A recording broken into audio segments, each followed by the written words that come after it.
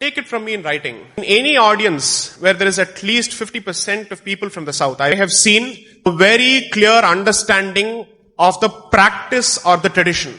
And those, even from the South, if they don't understand the tradition, are the ones who immediately jump on the bandwagon of gender discrimination. I will not get into anything. I will simply throw a couple of numbers at you. Assume for a moment that there are 500 temples dedicated to Dharmasastha and Ayyappa across the country, and there is only one temple which observes this particular restriction. Is that an example of discrimination or is that an example of diversity? Answer loudly. You have to ask yourself, when the facts are so clear, why is it that this issue has been distorted to this extent? That this beautiful place, that this sacred temple has become the center of such an ugly controversy.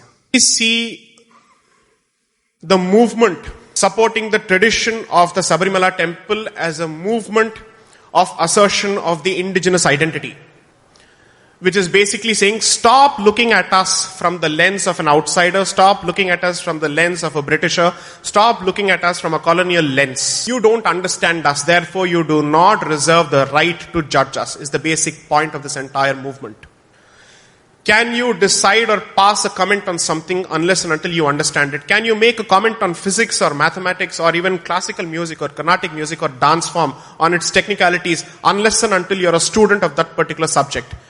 Will you ever make the mistake of speaking on a subject that you're not aware of? Then how is it that so many of us have such fantastic opinions on this particular issue without knowing what the tradition is about?